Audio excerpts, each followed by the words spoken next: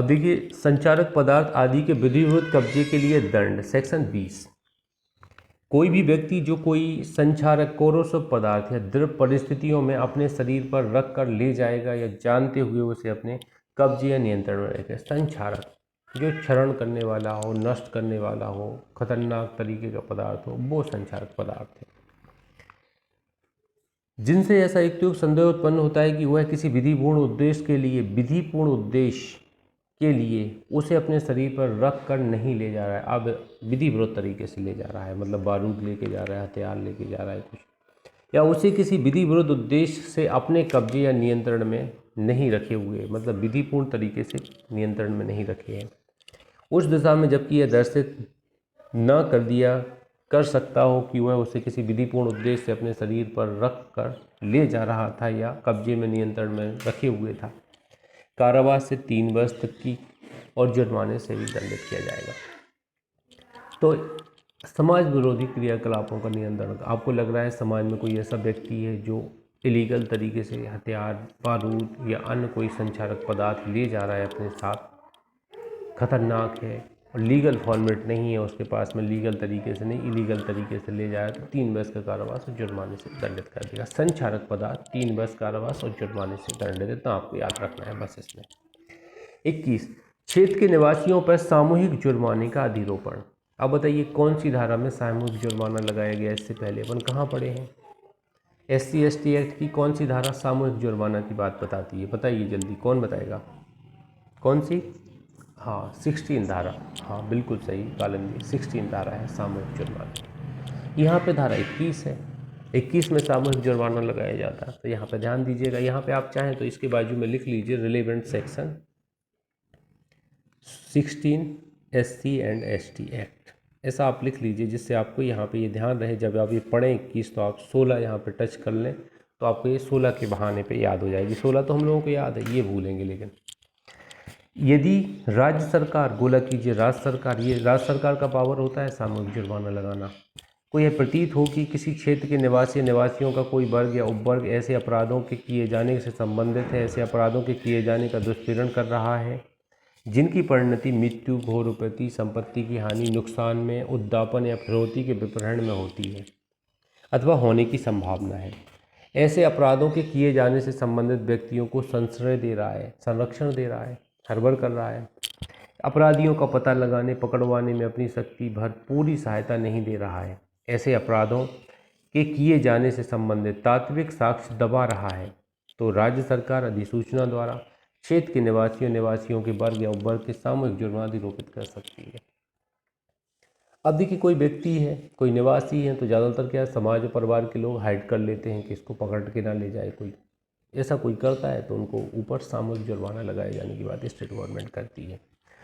खंड का के अधीन सामूहिक जुर्माना अधिरोपित करने वाला आदेश कम से कम एक ऐसे समाचार पत्र में जिसका संबंधित क्षेत्र में परिचालन हो और ऐसी अन्य रीति में जिसे राज्य सरकार उस आदेश को संबंधित क्षेत्र के निवासियों की जानकारी में लाने के लिए सर्वाधिक उपयुक्त समझे भी प्रकाशित किया जाएगा। तो लोकल न्यूज़पेपर में पब्लिश करेंगे इस आदेश को। राज्य सरकार या कोई ऐसा अधिकारी जो राज्य सरकार द्वारा साधारण या विशेष आदेश द्वारा इस निमित्त सशक्त किया गया हो किसी भी ऐसे निवासी को या ऐसे निवासियों के किसी भी वर्ग या उपवर्ग को ऐसे जुर्माने या उसके किसी भाग का भुगतान करने के दायित्व से छूट दे सके।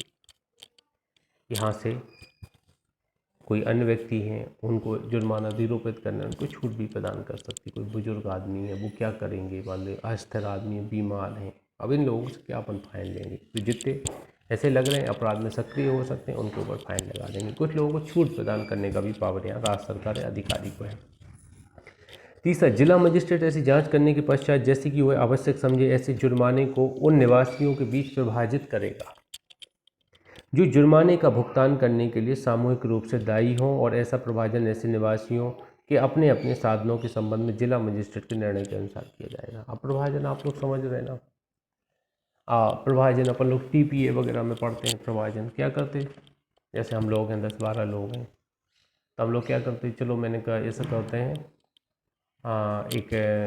अपन एक बहुत बड़ा कुछ ऐसा खरीदते हैं, स्क्रीन खरीदते हैं, मान लीजिए कुछ भी एक चीज़ खरीदने की बात हो गई जो सब लोगों के हित में हो, मैंने कहा सब लोग ऐसा करते हैं। एक मैं लाइब्रेरी बना रहा हूँ, जिस लाइब्रेरी में आप सब लोग पढ़ेंगे, फ्री मेंबरशिप रहेगी जब तक लाइब्रेरी।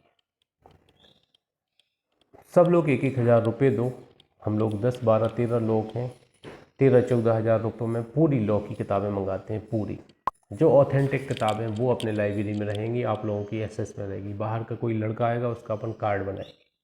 तो आप सबने एक पैसा दिया, ये प्रभाजन हो गया हम सब लोगों का शेयरिंग का। तो शेयरिंग का फाइन लगेगा कि जैसे मान लो 20 लोगों पे 20,000 रुपये लगाए तो एक व्यक्ति पे कितना आएगा, 1,000। ये प्रभाजन है। प्रभाजन करते समय जिला मजिस्ट्रेट वह भाग नियत कर सकेगा जिसका भुगतान किसी संयुक्त या अविभक्त कुटुंब द्वारा किया जाना हो। और आपने कहा सर मेरा भाई है, मेरी बहन भी है, वो भी पढ़ना चाहते हैं, तो हमने कहा तुम्हारी तरफ से कोई एक व्यक्ति पेमेंट दे दे, सब लोग फ्री है। तो ये डिसाइड करेगा कौन, जिला मजिस्ट्रेट करेगा डिसाइड के एक कुटुंब में से 1,000 लिए जाएंगे कि एक कुटुंब के प्रत्येक सदस्य से 1,000 लिए जाएंगे, ये भी डिसाइड करेगा। ऐसे जुर्माने का वह भाग जो किसी निवासी या संयुक्त या अविभक्त कुटुंब द्वारा देय होने के रूप में नियत किया गया हो। कितना देय है कुटुंब के लिए या अविभक्त व्यक्ति द्वारा, कितना देय है। उस रीति में जो किसी न्यायालय द्वारा अधिरोपित किए गए जुर्मानों की वसूली के लिए दंड संहिता 1973 द्वारा उपबंधित की गई है। इस प्रकार वसूल किया जा सकेगा मानो कि यह सभा किसी न्यायालय द्वारा अधिरोपित किया गया जुर्माना हो, तो न्यायालय द्वारा निर्दिष्ट जुर्माने की भांति वसूल किया जाएगा। परंतु छोड़ दीजिएगा, आप इसको चाहे पढ़ लेना, इम्पोर्टेंट नहीं है। पी, भू राजस्व के बकाया के तौर पर वसूल किया जाएगा। तो जुर्माना पेनाल्टी जितनी होती भू राजस्व के तौर पर ही वसूल होती है, इसमें ये बता दिया गया है। उपधारा 1 के अधीन सामूहिक जुर्माना निरूपित करते वाला आदेश राज्य सरकार द्वारा किसी भी समय प्रतिशत या उपांतरित किया जा सकेगा। तो राज्य सरकार कभी भी इसको वापस ले सकेगा या परिवर्तन इसमें कर सकेगा। आगे बढ़ते हैं सेक्शन 22 पे, शिविरों, कवायदों, ड्रिल या परेडों आदि का नियंत्रण। अब यदि राज्य सरकार, गोला कीजिए, राज्य सरकार का यह समाधान हो जाता है कि लोक सुरक्षा या लोक व्यवस्था बनाए रखने के हित में, अंडरलाइन कीजिए, लोक सुरक्षा लोक व्यवस्था बनाए रखने के हित में ऐसा करना आवश्यक है, तो वह साधारण या विशेष आदेश द्वारा किसी क्षेत्र में सैनिक प्रकार के ऐसे शिविरों का लगाया जाना या किसी ऐसे अभ्यास, संचालन, व्यवस्थित चालन, एवोल्यूशन के कवायद का कराया जाना प्रतिशत निर्बंधित कर सकेगी, आदेश में निर्देश किए गए। अब कोई भी शिविर लग रहे हैं, मान लीजिए किसी संगठन के शिविर लग रहे हैं जहाँ पे आपको लग रहा है कि यहाँ उपद्रव फैल सकता है, तो उसको रोक लगाने का पावर यहाँ पे राज्य सरकार को दिया गया है। कोई भी संगठन हो सकते हैं, अपना आसपास जितने संगठन देख रहे हैं, कोई पार्टी बंदी का संगठन, कोई छात्र संगठन, कुछ भी हो सकता है। यह सुनिश्चित करने की दृष्टि से कि किसी भी स्थान पर सैनिक प्रकार का कोई आपराधिक अभ्यास, संचालन, व्यवस्थित चालन या कवायद नहीं की जाती है, राज्य सरकार साधारण या विशेष आदेश द्वारा किसी ऐसे वर्ग के व्यक्तियों या संगठनों द्वारा जो उस आदेश में विनिर्दिष्ट किए गए हों, किसी शिविर में लगाए जाने, परेड, सम्मेलन, सभा किए जाने या जुलूस निकाले जाने या उसमें भाग लिए जाने को प्रतिसिद्ध निर्बंधित कर सकेगी या उसी पर शर्त अधिरोपित कर सकेगी। तो जुलूस, परेड, सम्मेलन, सभा आदि पर रोक लगाने का पावर भी इनको है या पूरी तरह से प्रतिसिद्ध कर सकती है। इस धारा के अधीन किए गए किसी आदेश का कोई भी उल्लंघन अब कारावास से जो 3 वर्ष तक और जुर्माने से या दोनों से दंडित किया जाएगा। अब किसी सम्मेलन को करने से रोक लगा दी है राज्य सरकार ने, और वो सम्मेलन कर रहे हैं फिर भी, तो 3 वर्ष तक कारावास या जुर्माने या दोनों से दंडित किए जा सकते हैं। आपको यहाँ ध्यान देना है। 23, यहाँ पे देखिएगा, वादियों यूनिफॉर्म का नियंत्रण। वादियों यूनिफॉर्म का नियंत्रण ये क्या होता है? यदि राज्य सरकार का यह समाधान हो जाता है कि किसी ऐसी पोशाक का परिधान की वस्तु, आर्टिकल या अपैरेल या संप्रतीक से जो संघ के सशस्त्र बल के सदस्य या किसी पुलिस बल के या सशस्त्र प्रवृत्त तत्समय प्रवृत्त किसी विधि के अधीन गठित किसी बल के सदस्य द्वारा पहने जाते हैं। पोशाक की बात हो रही है, किसी आर्मी वाले की पोशाक, किसी पुलिस वाले की पोशाक, या प्रदर्शित किए जाने के लिए अपेक्षित किसी वर्दी या वर्दी के भाग या संप्रतीक से मिलता जुलता है, परिधान मिलता जुलता है किसी का, सार्वजनिक रूप से पहने जाने या प्रदर्शित किए जाने से लोक क्षेम व्यवस्था बनाए रखने, शांति प्रशांति बनाए रखने, प्रतिकूल प्रभाव पड़ने की संभावना राज्य सरकार साधारण विशेष आदेश द्वारा किसी भी ऐसी पोशाक या परिधान की वस्तु या संप्रतीक को प्रतिसिद्ध या निर्बंधित कर सकेगी।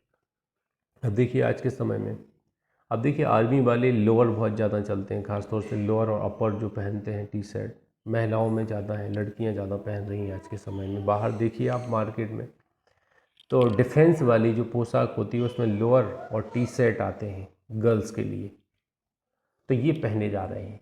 और सरकार को लग रही है कि भैया ये पहनने से क्या होता है, एक सेना का आभास होता है। तो ये थोड़ा प्रतिरूपण टाइप का लग रहा है, तो ऐसी वर्दियों पर नियंत्रण भी कर सकती है राज्य सरकार। देखो रासुका के अंतर्गत कार्रवाई हो जाएगी कि आप ऐसे कपड़े नहीं पहन सकते जो वर्दियों से मिलते जुलते कपड़े। इस धारा के प्रयोजन के लिए किसी पोशाक परिधान की वस्तु या संप्रतीक के संबंध में यह समझा जाएगा कि वह सार्वजनिक रूप से पहनी गई या जनता में प्रदर्शित की गई, यदि वह इस प्रकार पहनी या प्रदर्शित की जाती है जिससे कि वह किसी ऐसे स्थान में दिखाई दे जिसमें जनता की पहुंच हो। सार्वजनिक तौर पर पहन ही रहे हैं सब लोग। यदि कोई व्यक्ति इस धारा के अधीन किए गए किसी आदेश का उल्लंघन करेगा तो 3 वर्ष तक या जुर्माने से या दोनों से दंडित करेगा। अब बच्चों के मामले में तो नहीं करेंगे आदेश, लेकिन ऐसा है बड़ों के मामले में कर सकते हैं आदेश। अगर ऐसा कोई आदेश डीएम साहब करते हैं तो उन्हें कहाँ पावर है, इसके अंदर पावर है रासुका, मध्य प्रदेश रासुका की धारा 23 में पावर है। 24 पथ या पाथ भी सड़क आदि के उपयोग को प्रतिषिद्ध निर्बंधित करने की शक्ति। ये क्या है, राज्य सरकार, गोला कीजिए राज्य सरकार लोक व्यवस्था बनाए रखने के लिए जनसाधारण के हित में आदेश द्वारा किसी सड़क, पाथ वे या जल मार्ग के उपयोग को किसी भूमि पर से किसी व्यक्ति, पशु, यान के आने जाने को 3 मास से अनधिक की कालावधि तक, गोला कर लीजिए 3 मास से अनधिक की कालावधि तक के लिए जो कि आदेश में निर्दिष्ट की जाए प्रतिषिद्ध निर्बंधित कर सकेगा। यदि कोई व्यक्ति उपधारा 1 के अधीन किए गए किसी आदेश का उल्लंघन करेगा तो वह कारावास से 3 वर्ष तक या जुर्माने या दोनों से दंडित किया जाएगा। तो सड़क को रोक लगा सकते हैं, जलमार्ग को रोक लगा सकते हैं। उनको लग रहा है कि यहाँ कोई जनसाधारण हित में अपराध हो सकता है तो यहाँ से कोई जानवर, पशु नहीं निकलेंगे, इस रास्ते को तोड़ बंद कर देते हैं। तो ये आप ध्यान दीजिए, जो उल्लंघन करेगा, जो उस रास्ते से निकलेगा, उसको पकड़ के 3 माह के लिए अंदर कर देंगे, फाइन लगा देंगे या जुर्माना और फाइन दोनों लगा देंगे। आगे बढ़ते हैं, 25 पे आ जाते हैं। संरक्षित स्थान क्या होता है। अब देखिए संरक्षित स्थान अपन लोगों ने वहाँ पे वाइल्ड लाइफ में पढ़ते थे उस समय, जब अपन ने पढ़ा पिछले 2016 में। वाइल्ड लाइफ हट गया है यहाँ से, बहुत अच्छी सुविधा हो गई है, बहुत बकवास एक्ट था। पशु पक्षी तो ठीक है, पेड़ पौधों के बारे में भी पढ़ना पड़ता था उसमें, वाइल्ड लाइफ, राष्ट्रीय उद्यान, नेशनल पार्क वगैरह सब पढ़ने पड़ते थे। वैसे संरक्षित स्थान वहाँ पर ने कहीं पढ़ा था, यहाँ भी वही लिखा है।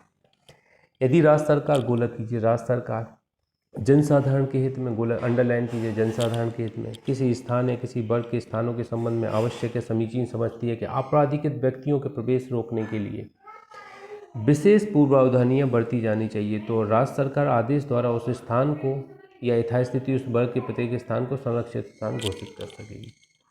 देखिए कुछ विशेष प्रकार के लोगों को यहाँ जाने की अनुमति नहीं है। आपराधिकृत लोग जो हैं उनको जाने की अनुमति नहीं है, तो कुछ प्राधिकृत लोग हैं वही जा सकते हैं, तो ऐसी व्यवस्था राज्य सरकार कर सकेगी।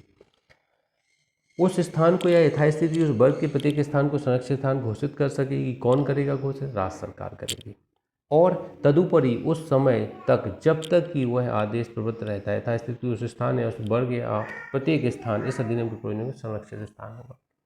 अब जिनको जिला बदल किया गया है उनसे बोल दिया जाएगा कि आप सार्वजनिक स्थानों पे, मंदिरों पे, गिरजाघरों पे कहीं दिखाई नहीं देंगे, कहीं बाहर भी रहेंगे आप, तो रोक लगा सकती है कि आपराधिकृत व्यक्ति हैं जिनको कार्रवाई चल रही है, ऐसे व्यक्ति अपराधी प्रवृत्ति के व्यक्ति हैं, उनको जाने से रोक लगाई जाए सार्वजनिक स्थान पर जिनको अपन ने संरक्षित स्थान दिया है।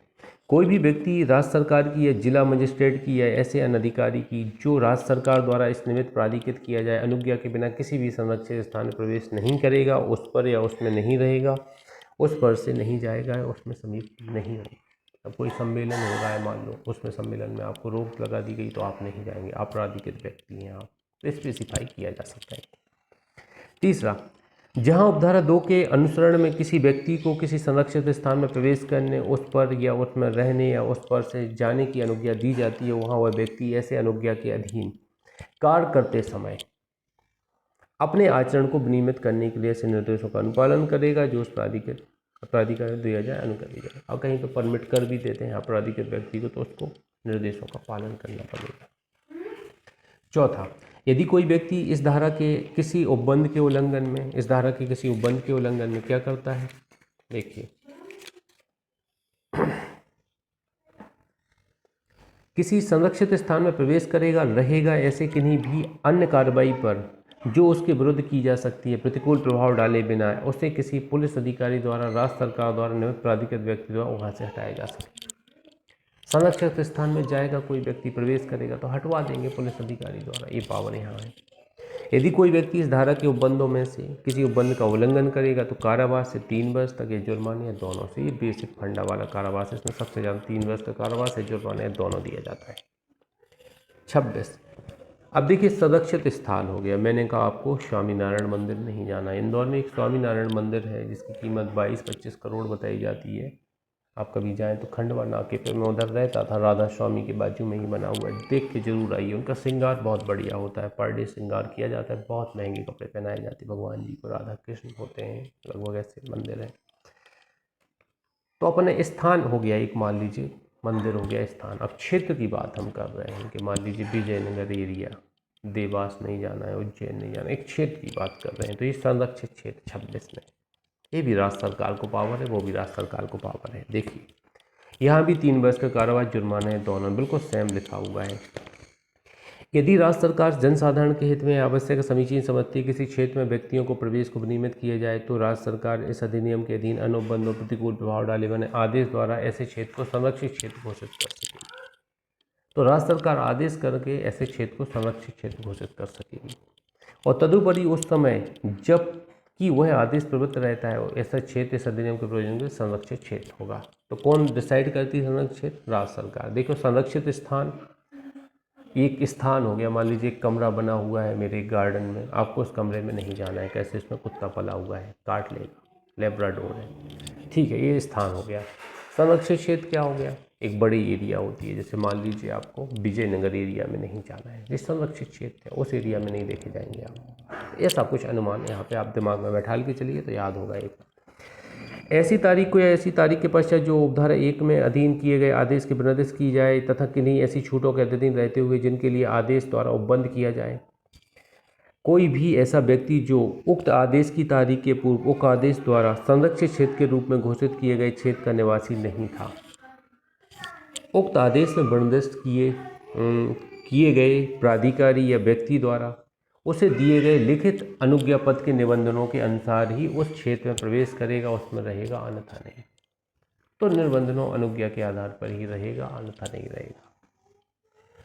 यदि कोई व्यक्ति इस धारा के उपबंधों के उल्लंघन में किसी संरक्षित क्षेत्र में प्रवेश करेगा या रहेगा तो ऐसी किन्हीं भी अन्य कार्रवाइयों पर जो उसके विरुद्ध की जा सकती हो प्रतिकूल प्रभाव डाले बिना उस संरक्षित क्षेत्र में कर्तव्यारूढ़ किसी भी पुलिस अधिकारी द्वारा या उसके निर्देशों के अधीन या राज्य सरकार द्वारा इस निमित्त प्राधिकृत किए गए किसी भी अन्य व्यक्ति द्वारा वहां से हटाया जा सके। तो प्रवेश करेगा तो हटवा देंगे पुलिस अधिकारी द्वारा, वही चीज़ फिर लिखी गई है। यदि कोई व्यक्ति इस धारा के अधीन उपबंध के उल्लंघन में किसी संरक्षित स्थान में प्रवेश करेगा या रहेगा, देखिए यहाँ पर संरक्षित स्थान लिखा है, क्षेत्र लिखना होना चाहिए इन्हें, धारा के अंतर्गत 3 वर्ष तक के कारावास से, जुर्माने से या दोनों से दंडित किया जाएगा। 3 वर्ष के संरक्षित क्षेत्र में प्रवेश करेगा तो 3 वर्ष के कारावास से, जुर्माने दोनों से दंडित किया जाएगा।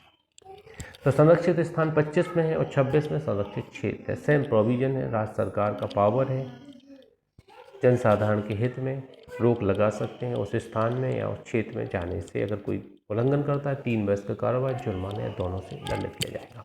आगे बढ़ते हैं। गार्ड 27, गार्ड के साथ बल प्रयोग करना, उससे बचकर निकलना। कोई भी व्यक्ति जो किसी संरक्षित स्थान या संरक्षित क्षेत्र में, अब दोनों जगह की कॉमन बात कर रहे हैं, ऐसे स्थान या क्षेत्र का संरक्षण करने या ऐसे स्थान या क्षेत्र में प्रवेश को रोकने या नियंत्रित करने के प्रयोजन से तैनात किए गए व्यक्ति पर आपराधिक बल प्रयोग करके या प्रयोग करने की धमकी देगा। देखिए हम जबरन ही घुस जाते हैं किसी को धक्का मुक्की करके, या किसी ऐसे व्यक्ति से अपने प्रवेश या प्रायतित प्रवेश को छिपाने के लिए पूर्वाग्रह बरतते हुए प्रवेश करेगा, प्रवेश करने का प्रयत्न करेगा तो कितना कारावास है? वो ये सब पटा 3 वर्ष का कारावास है, जुर्माना है, दोनों एक ही कारावास है तो चलता है।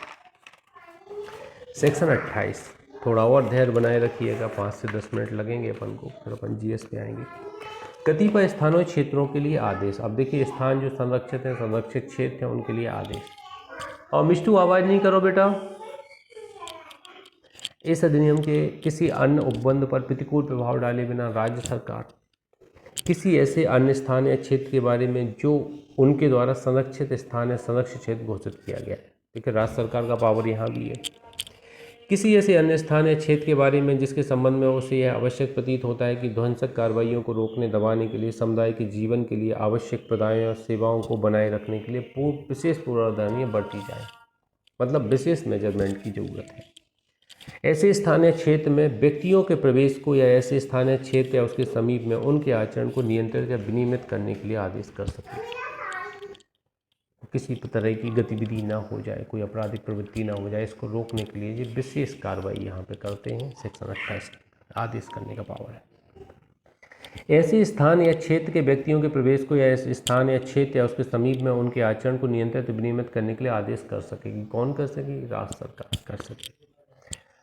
पूर्वगामी उपबंधों की व्यापकता प्रतिकूल प्रभाव डाले बिना किसी स्थानीय क्षेत्र के संबंध में उपधारा 1 के अधीन किए गए आदेशों में निम्नलिखित बातों के लिए उपबंध हो सकेंगे। तो कुछ बातें हैं जिनके लिए उपबंध होंगे आदेश में, क्या होंगे थोड़ा अपन एक जनरल पढ़ लेते हैं, यहाँ से क्वेश्चन बनने की संभावना नहीं है, सप्लीमेंट्री टाइप की धाराएँ हैं।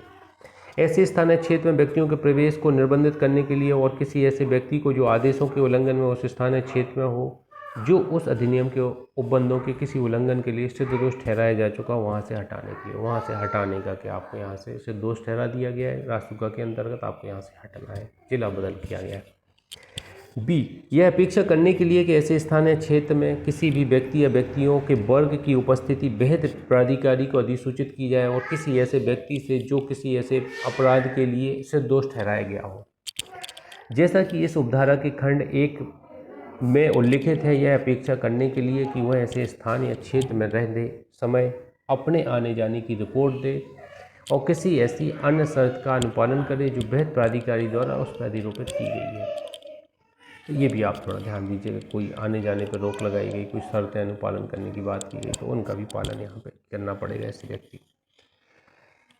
ऐसे स्थानीय क्षेत्र के किसी व्यक्ति या व्यक्तियों के वर्ग से यह अपेक्षा करने के लिए कि वे पहचान के लिए ऐसी दस्तावेजी साक्ष्य अपने साथ रखें जो कि वहन किए जाए।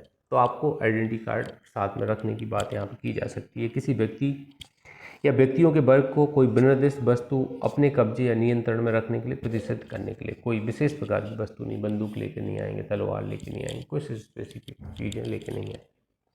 किसी संरक्षित स्थानीय क्षेत्र के संबंध में इस धारा के अधीन किए गए किसी आदेश द्वारा ऐसे स्थानीय क्षेत्र को इस अधिनियम के ऐसे समस्त उपबंधों के या उनमें से किन्हीं भी ऐसे उपबंधों से जिनका की यथास्थिति किसी संरक्षित स्थानीय संरक्षित क्षेत्र को या उसके संबंध में लागू होना व्यक्त को छूट दी जा सकेगी। यह निर्देश किया जा सकेगा कि उक्त समस्त उपबंध या उनमें से किसी उपबंध के उपादानों के अधीन रहते हुए लागू होंगे आदेश निर्देश किए जाए। ये देखिएगा, छूट देने के पावर भी यहाँ राज्य सरकार को, कुछ विशेष लोगों को छूट दे सकती है कि आप चाहिए ऐसे स्थानीय विचरण कीजिए, बाकी लोगों पर निष्ठन लगा सकती है। जिनको आदेश दिया गया जिला बदल तो उनको थोड़ी ही आने देगी, आपको एक निश्चित समय के लिए दिया गया तो उन्हें छूट दे देगी, आपको आ सकते हैं, परमिशन दे सकती है कि आप 2 दिन के लिए अनुमति दी, 2 दिन के लिए आप आ सकते हैं, लेकिन यहाँ कोई हथियार मतियार लेके नहीं आएंगे। तमाम चीज़ें ये थोड़ा ध्यान दीजिएगा। चौथा, किसी ऐसे स्थानीय क्षेत्र के संबंध में जो संरक्षित स्थान संरक्षित क्षेत्र ना हो, इस धारा के अधीन किए गए आदेश द्वारा यह निर्दिष्ट किया जा सकेगा कि इस अधिनियम के समस्त उपबंध या उनमें से कोई उपबंध जिनका यथास्थिति किसी संरक्षित स्थान या संरक्षित क्षेत्र को या उसके संबंध में लागू न हुई व्यक्त हो, उस स्थानीय क्षेत्र को उसके संबंध में जिनके बारे में आदेश किया गया हो, या तो उपांतरण के बिना या ऐसा उपांतरण के साथ लागू होंगे जो आदेश से निर्दिष्ट किया जाए। तो उपांतरण के बिना, उपांतरण के साथ मतलब कुछ परिवर्तन के साथ लागू कर सकते। इनका कोई उल्लंघन करेगा तो दंड क्या है? वही दंड है, 3 वर्ष से जुर्माना है, दोनों 5 में बताइए। इसके बाद अनुपूरक उपबंध है, 29 से 35 तक हैं, छोटी छोटी धाराएं, इनको थोड़ा थोड़ा समझ लेते हैं क्या है। राज्य सरकार की शक्तियों तथा कर्तव्यों का प्रत्यायोजन 29 बताती है। राज्य सरकार आदेश द्वारा यह निर्देश दे सके कि वह धारा 21 के अधीन सामूहिक जुर्माना अधिरोपित करने की नंबर 1 डालिए, नंबर 1 धारा 21 के अधीन सामूहिक जुर्माना अधिरोपित करने की, और नंबर 2 धारा 30 के अधीन नियम बनाने की शक्ति, धारा 30 के अधीन नियम बनाने की शक्ति को छोड़कर, गोला कीजिए, को छोड़कर ये शक्ति राज्य सरकार किसी को नहीं देगी। मतलब मैं अगर कहीं का राजा हूँ तो मैं सिंहासन पर बैठने का अधिकार नहीं दूंगा किसी को, अगर आप बैठ जाएंगे तो मुझे नहीं बैठने देंगे। तो ये वैसी बात हो रही कि यहाँ पे नियम बनाने की और सामूहिक जुर्माना अधिरोपित करने का पावर सिर्फ स्टेट गवर्नमेंट को, वो किसी को ऑथराइज नहीं करेगी। को छोड़कर किसी भी ऐसी शक्ति या कर्तव्य का जो इस अधिनियम द्वारा राज्य सरकार को प्रदत्त की गई या उस पर अधिरोपित किया गया है प्रयोग तथा निर्वहन ऐसी शर्तों के यदि कोई हो जैसी कि उस निर्देश निर्देश की जाए के अधीन रहते हुए उसके अधीनस्थ किसी ऐसे अधिकारी द्वारा किया जाएगा जो जिला मजिस्ट्रेट की पद श्रेणी से निम्न पद श्रेणी करा। अब राज्य सरकार की पावर यूज करना है तो कौन करेगा? वैसे देखा जाए तो राज्य सरकार कोई शब्द ही नहीं होता है, मैं आपको बता दूं। राज्य सरकार का मतलब क्या होता है? डीएम साहब ही मामले को देखते हैं, डीएम से ऊपर कमिश्नर देखते हैं मामले को, वो राज्य सरकार ही मान लिए जाते। तो इन्हें शक्ति प्रोवाइड करा दी तो राज्य सरकार का मतलब क्या? डीएम हो गया। तो अपने पूरे पावर किसको ऑथराइज कर देंगे? डीएम को कर देंगे। और नियम बनाने का और सामूहिक जुर्माना लगाने का पावर सिर्फ राज्य सरकार अपने पास रखेगी। वो तो हर एक्ट में, आप SC/ST में देखेंगे वहाँ भी राज्य सरकार को ही पावर है। सिविल अधिकार संरक्षण में देखेंगे वहाँ भी राज्य सरकार को ही पावर है। 10A में है ना सिविल अधिकार संरक्षण में। 30 नियम, राज्य सरकार इस अधिनियम के कार्यान्वयन के लिए नियम पूर्व प्रकाशन के पश्चात बना सकेगी। देखिए यहाँ नियम बनाने की शक्ति लिखना चाहिए था ना, नियम लिखा हुआ है अकेला, ध्यान दीजिएगा। अगर नियम बनाए जाएंगे तो यथाशीघ्र विधानमंडल के समक्ष रखे जाएंगे। संसद तो है नहीं है, लोकल का एक्ट है तो विधानमंडल के समक्ष रखे जाएंगे। 31 अपराध करने के प्रयत्न के लिए शास्ति। अब प्रयत्न कोई करेगा अपराध का तो क्या दंड देंगे? तो इन्हें आधा दंड देना चाहिए था लेकिन नहीं दिया, इन्होंने सेम दंड दे दिया। जो कोई इस अधिनियम के अधीन किसी अपराध के किए जाने का दुष्पीड़न करेगा, देखो दुष्पीड़न भी आ रहा है यहाँ पे, या कोई ऐसा अपराध करने का प्रयत्न करेगा तो दुष्पीड़न गोला कर लीजिए, प्रयत्न गोला कर लीजिए। और ऐसा अपराध करने में, अपराध किए जाने की दशा में कोई कार्य करेगा वह उस अपराध के लिए उपबंधित दंड से दंडित होगा। मतलब सेम दंड से दंडित होगा। जो अपराध का दंड होगा वही प्रयत्न और दुष्पीड़न का दंड। 32 अपराधियों को संश्रय देने के लिए शास्ति। जो कोई किसी ऐसे व्यक्ति को जिसने इस अधिनियम के अधीन कोई अपराध किया है जानकर मदद या सहायता देगा, संश्रय देगा, छिपाएगा, वह ऐसे अपराध के लिए उपबंधित दंड से दंडित होगा। सेम दंड मिलेगा। हर्बर के लिए भी सेम दंड। देखिए हर्बर की व्यवस्था यहाँ पे एक बार मिली है अपन को, वहाँ IPC में अपन लोग पढ़ते हैं, 2-3 धाराओं में अपन पढ़े हैं, IPC में 4 धाराओं में। यहाँ पे जैसे 136 धारा मुझे याद आ रही है, अब यहाँ 32 में है, पेनाल्टी लगाई गई है, हर्बर देंगे। जैसे मान लीजिए मेरा दोस्त है, जिला बदल कर दिया गया है, अब वो इंदौर आता है, मैं उसे अपने घर में रोक लेता हूँ, तो मेरे घर में रहो, बाहर नहीं जाना, मैं छुपा के रखूँगा, तुम्हें किसी को पता ही नहीं चल पाएगा। तो अपने घर जाओगे तो कोई शिकायत करेगा, मेरे घर किसको पता चलेगा तुम आए हो?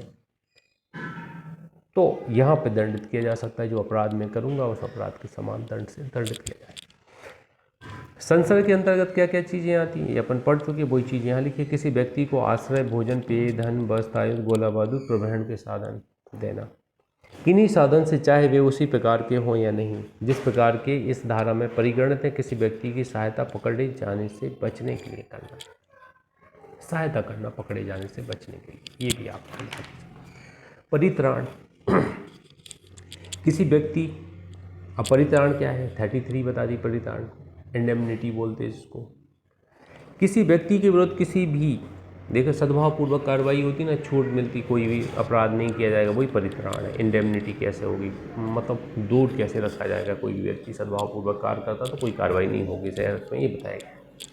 किसी व्यक्ति के विरुद्ध किसी भी बात के लिए जो इस अधिनियम के या उसके अधीन बनाए गए किन्हीं नियमों या किए गए किन्हीं आदेशों के अनुसार सद्भावपूर्वक की गई, उसका सद्भावपूर्वक किया जाना आश्रित रहा हो, कोई बात अभियोजन या कोई विधिक कार्रवाई नहीं हो, किसी व्यक्ति के विरुद्ध नहीं होगी।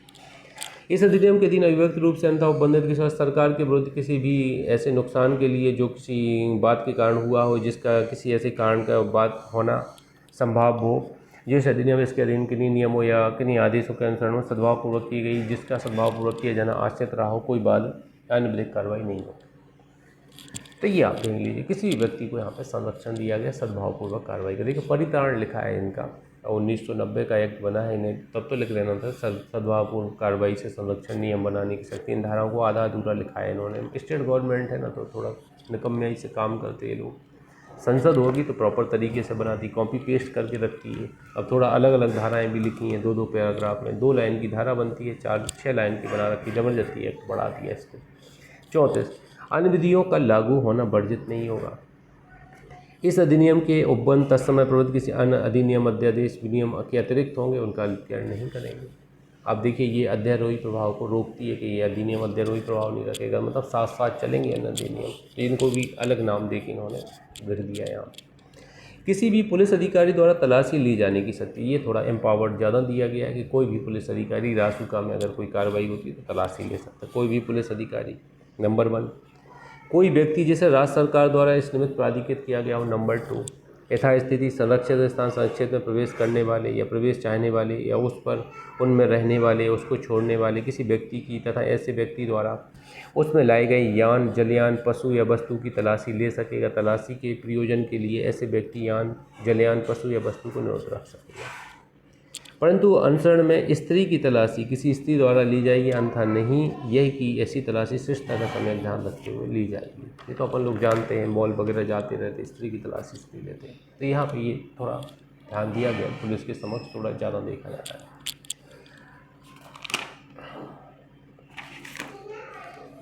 ये अपना यहाँ पे हो गया है मध्य प्रदेश राष्ट्र सुरक्षा अधिनियम। अगर इसको आप चाहते हैं आपको याद रहे तो आपको ओटी लगाना है, सारे ओटी लगाने की कोशिश आप कीजिए। यहाँ पे ऑब्जेक्टिव लगाइए, अभी लगाना है ऑब्जेक्टिव आपको। अगर अभी आप फ्री हैं तो अभी लगाइए, दिन में आप जब फ्री हो तो ऑब्जेक्टिव लगाइए इसके। हमारा ये दूसरा एक्ट हो गया है। अगले एक्ट की ओर बढ़ते हैं अपन। कल हम लोग पढ़ते हैं मेरे ख्याल से छोटा एक्ट, तो अभी ये है छोटे एक्ट पढ़ लें या बड़े। अपन जुवेनाइल जस्टिस ही रखे हैं, 2 दिन में इसको पढ़ते हैं। जुवेनाइल जस्टिस रहेगा कल अपना एक्ट, जुवेनाइल जस्टिस, ठीक है। किशोर न्याय अधिनियम, इसमें काफ़ी अमेंडमेंट हो गए हैं, नए सिरे का एक्ट है। आपने अगर जिसके पास अगस्त सितंबर 2021 से पहले का बेयर एक्ट है जुवेनाइल जस्टिस का, तो वो नया बेयर एक्ट खरीद लें। 2021 में भी अमेंडमेंट हुए हैं सितंबर में, अगस्त सितंबर में। तो सितंबर लास्ट का अपन को एक्ट चाहिए, सितंबर अक्टूबर का एक्ट अभी नया आया है, वो आप खरीद लीजिए। जुवेनाइल जस्टिस का पुराने एक्ट से मत पढ़िएगा, उसको हटा दीजिए। बहुत अमेंडमेंट हुए हैं, उसको आप करेक्शन नहीं कर पाएंगे। तो जिनके पास नहीं है वो नया खरीद लें। कल अपन जुवेनाइल जस्टिस पढ़ेंगे, ठीक है। फिर PNDT, motor vehicle, UAPA, NDPS, domestic violence, इस तरह एक्ट होंगे जो अपने चलेंगे 2-2 घंटे में, कुछ 1 घंटे में। छोटे एक्ट हैं तो 1 दिन में ख़त्म हो जाएंगे, कुछ 2-2 दिन में ख़त्म होंगे। तो जुवेनाइल जस्टिस में मान लीजिए मेरे ख्याल से 112 धाराएँ हैं। 112 धाराएँ हैं तो लगभग 2 दिन अपन को इसमें लगना है, 1.5 घंटे। तो कल और परसों 2 दिन में अपन इसको पढ़ेंगे, ठीक है। अभी मैं 2-4 मिनट के लिए, सिर्फ 4 मिनट के लिए रोक रहा हूँ। अभी रोकना है 15 से 20 मिनट, अपन थोड़ा जीएस की चर्चा करेंगे, ठीक है। 5 मिनट थोड़ा ब्रेक ले रहा हूँ यहाँ पे, ठीक है।